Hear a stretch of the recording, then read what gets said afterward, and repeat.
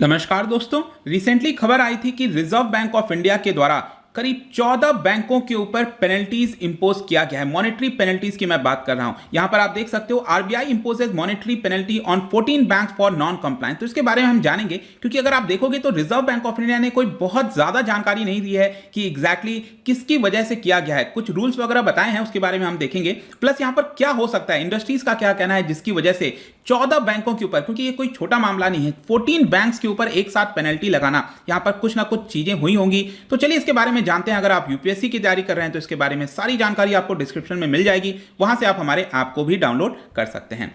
सबसे पहले हम देखेंगे कि इसकी चर्चा क्यों कर रहे हैं। देखिए, पिछले हफ्ते की बात है, 7 जुलाई को रिजर्व बैंक ऑफ इंडिया ने एक नोटिफिकेशन जारी किया और उसके अंदर यह बोला कि करीब 14 बैंकों के ऊपर, जिसके अंदर आप बंधन बैंक हो गया, bank of Baroda, state bank of India, काफी इंपॉर्टेंट बैंक्स के ऊपर यहां पर रूल्स के वॉयलेशंस की वजह से कई सारे रूल्स हैं जो कि फॉलो करने होते हैं बैंकों को, जो भी आरबीआई निर्देश देती है। तो यहां पर सेंट्रल बैंक ने पाया, रिजर्व बैंक ऑफ इंडिया ने पाया कि उस रूल्स का उल्लंघन किया गया है, जिसकी वजह से 14 बैंकों के ऊपर, अब इन 14 बैंकों में अगर आप देखोगे तो सिर्फ पब्लिक सेक्टर बैंक्स नहीं है, इसके अंदर प्राइवेट बैंक, क्योंकि पब्लिक सेक्टर तो आप देखिए तो इस समय 12 पब्लिक सेक्टर बैंक्स बचे हैं, और इसके अलावा प्राइवेट बैंक्स हो गए, कोऑपरेटिव बैंक्स हो गए, और एक स्मॉल फाइनेंस बैंक भी आपको देखने को मिलेगा। मैं अभी आपको लिस्ट दिखाऊंगा कौन कौन है, किन के ऊपर क्या पेनल्टी लगी है। लेकिन आप कह सकते हो कि प्रोबेबली ये पहली बार ऐसा हुआ है कि इतनी बड़ी संख्या में एक साथ आरबीआई ने किसी प्रकार की मॉनेटरी पेनल्टीज लगाई हैं for a single day for various rules violation.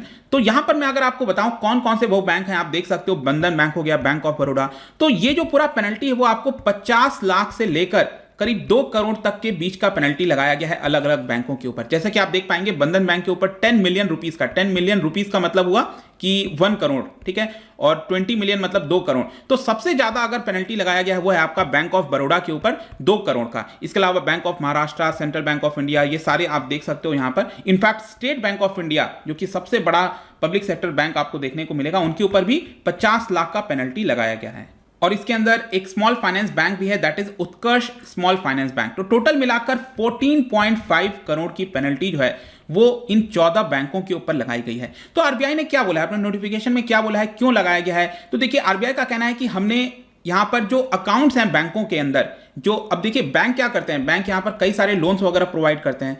तो उन लोन्स के लिए क्या होता है, एक अलग से सेपरेट अकाउंट वगैरह होता है। तो आरबीआई समय समय पर जांच करती रहती है, ऑडिटिंग वगैरह का काम वगैरह देखती रहती है। तो आरबीआई ने जब स्क्रूटनी किया इन बैंकों के अंदर, तो यहां पर यह पाया कि जो प्रोविजंस उनको फॉलो करने चाहिए, रूल्स फॉलो करने चाहिए, वो उन्होंने कंप्लाई नहीं किया था। जो डायरेक्शंस दिया था आरबीआई ने, उसको साथ में नहीं लिया था, जिसकी वजह से हमें कुछ ऐसा करना पड़ा। और जब आरबीआई ने इसको पाया तो उन्होंने सभी बैंकों को यहां पर नोटिस जारी किया और उनसे यह पूछा कि हम आपके ऊपर पेनल्टी क्यों ना लगाएं, आप हमें यहां पर रिप्लाई दीजिए। तो जितने भी बैंक्स हैं उन्होंने अपना रिप्लाई दिया, कुछ लोगों ने ओरल सबमिशन भी किया, पर्सनल हियरिंग भी हुआ। तो ये सारी चीजों को कंसीडर किया गया और आरबीआई ने कंक्लूड किया कि यहां पर हमें मॉनेटरी पेनल्टी लगाना चाहिए। मतलब कहीं ना कहीं आरबीआई सहमत नहीं हुआ उनके रिप्लाई से, जिसकी वजह से आरबीआई को लगा कि हमें उनके ऊपर पेनल्टीज लगाना पड़ेगा।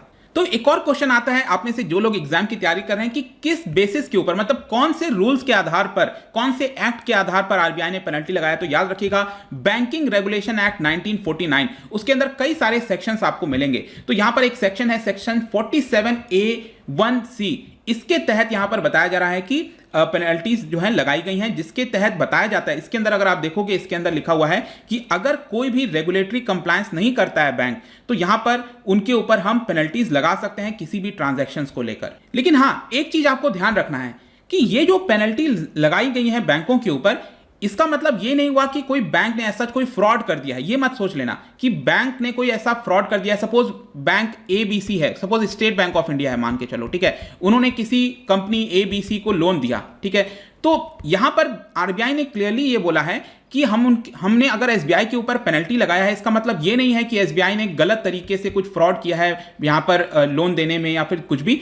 ये बेसिकली ये दिखाता है कि जो रेगुलेटरी कंप्लायंस है वो एसबीआई ने फॉलो नहीं किया, जिसकी वजह से हमें ये करना पड़ा है। इसके साथ साथ एक और इंपॉर्टेंट चीज मैं आपको बताता हूं, बैंकिंग रेगुलेशन एक्ट 1949, उसके अंदर सेक्शन 19(2) है और सेक्शन 21 है, ठीक है। इसके तहत भी यहां पर ये फाइन इंपोज किया गया है। अब इसमें अगर आप देखोगे सेक्शन 19(2) क्या कहता है, वो ये कहता है कि जो बैंक्स हैं वो एक परसेंट से ज्यादा, मतलब कि एक पर्टिकुलर लिमिट से ज्यादा किसी दूसरे कंपनी के अंदर अपना शेयर होल्ड नहीं कर सकते। मतलब बैंक भी क्या करते हैं, निवेश करते हैं किसी दूसरे कंपनीज वगैरह के अंदर, उनका भी वो एनबीएफसीज हो गए वो भी निवेश करते हैं। तो ये लोग जो निवेश वगैरह करते हैं, अपना हिस्सा लेते हैं किसी कंपनी के अंदर, वो एक लिमिट से ज्यादा नहीं ले सकते। वो ये आपका सेक्शन 19(2) कहता है। फिर सेक्शन 21 कहता है कि यहां पर आप किसी कंपनी को एडवांस नहीं दे सकते, लोन नहीं दे सकते अपने खुद के शेयर्स के ऊपर। मतलब कि सपोज कोई एसबीआई मान के चल लो, ठीक है, एसबीआई का ऑलरेडी यहां पर कुछ हिस्सा है कंपनी एबीसी में, और एसबीआई क्या कर रही है, यहां पर कुछ लोन वगैरह प्रोवाइड कर रही है।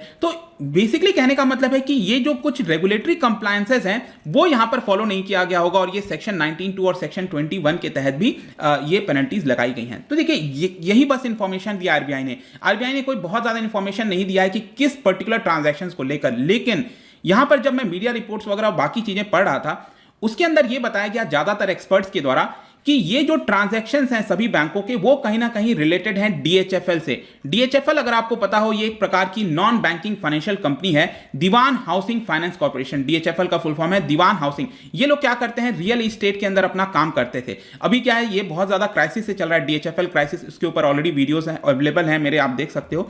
तो डीएचएफएल में क्या हुआ है कि इन बैंकों का कुछ ट्रांजैक्शंस हुआ होगा। तो मोस्ट प्रोबेबली यही बताया जा रहा है कि ये जो बैंक्स हैं, जो इन्होंने ट्रांजैक्शंस किया है डीएचएफएल के साथ, जो उनका निवेश हुआ होगा, इसी को लेकर आरबीआई ने ये फाइन लगाया है। तो आपके मन में क्वेश्चन आ रहा होगा, ये डीएचएफएल है क्या एग्जैक्टली, इसके अंदर क्या क्राइसिस हुआ था। जल्दी से मैं आपको बता देता हूं प्रेजेंट में सिचुएशन क्या है।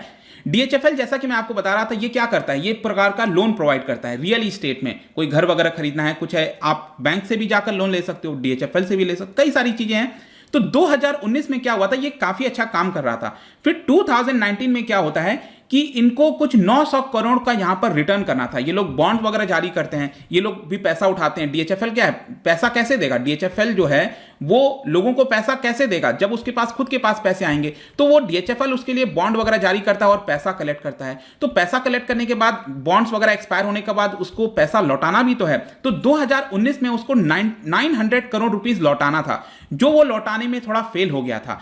लेकिन कंपनी ने बोला था कि ये टेम्पररी प्रॉब्लम है, थोड़ी सी कैश की क्रंच है, बाकी कोई बहुत बड़ी दिक्कत नहीं है। लेकिन जो ज्यादातर रेटिंग एजेंसीज हैं, उन्होंने क्या किया, डीएचएफएल का जो स्टेटस है उसको डाउनग्रेड कर दिया, उसको डी पर ले आए, जिसकी वजह से डीएचएफएल और ज्यादा प्रॉब्लम में आ गया।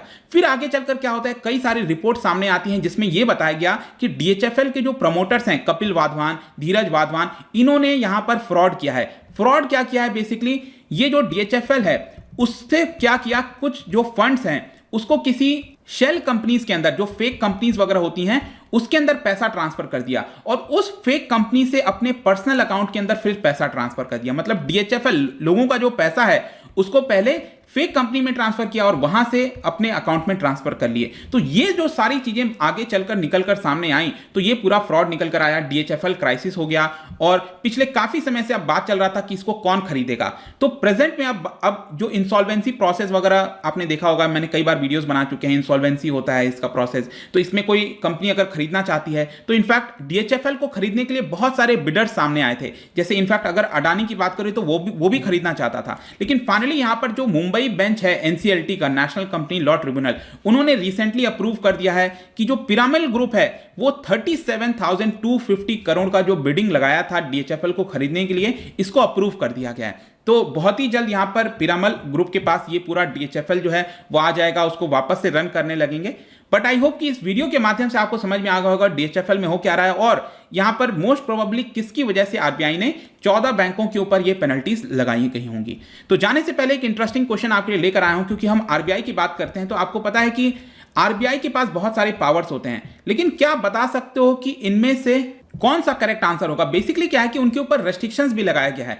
आरबीआई जो चाहे वैसा नहीं कर सकती है। आरबीआई के ऊपर कई सारे रेस्ट्रिक्शंस हैं, आपको पता होना चाहिए। और यहां पर 3 ऐसी चीजें हैं जिस पर रेस्ट्रिक्शंस हैं और एक उसमें से गलत है, वो आपको बताना है। Which of the following is not true about the restrictions on RBI.